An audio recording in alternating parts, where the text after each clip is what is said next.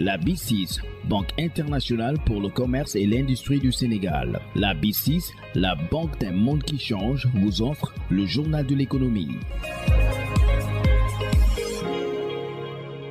Bonjour. Un partage équitable des ressources avec les communautés et surtout la transparence dans l'exploitation des ressources naturelles, tels sont les principaux défis du secteur, estime le tout nouveau président de la coalition Publiez ce que vous payez, Pape Farah Diallo, enseignant-chercheur à l'UGB. Il est au micro de Mamadou Camara. Depuis 2011, la coalition a effectivement eu des acquis non négligeables, mais les défis restent là. Il y a énormément de défis à relever et c'est dans la continuité que notre mandat va s'inscrire pour continuer à relever les défis. Et parmi ces défis, il y a les questions liées à la répartition des revenus. En termes d'impact, on a découvert du pétrole, on a découvert du gaz, les hydrocarbures sont là, les mines sont là, mais jusqu'à présent, en termes de répartition des revenus, les populations ne se sentent pas véritablement impactées positivement, notamment par les externalités positives de l'exploitation pétrolière, gazière et minière. Donc sur cette question-là, je crois que le bureau en place va dérouler des plans d'action pour que la répartition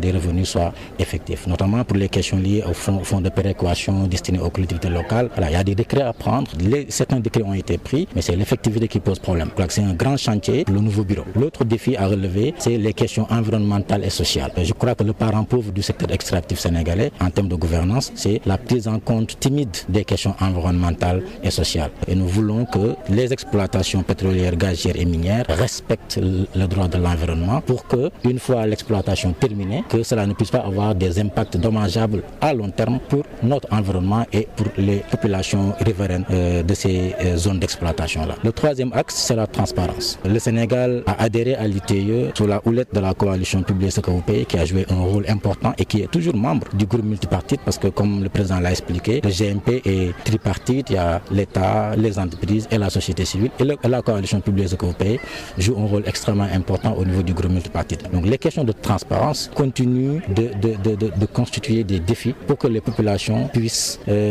considérer qu'effectivement l'article 25 de la Constitution qui fait d'eux les principaux propriétaires de ces ressources-là, mais que les populations sentent qu'effectivement elles sont propriétaires de ces ressources-là. Pour rappel, la coalition Publiez ce que vous payez a renouvelé ses instances le week-end dernier à Kaolack. Le journal de l'économie, c'est fini. Merci de votre fidélité. La BICIS, Banque internationale pour le commerce et l'industrie du Sénégal. La BICIS, la banque d'un monde qui change, vous a offert le journal de l'économie.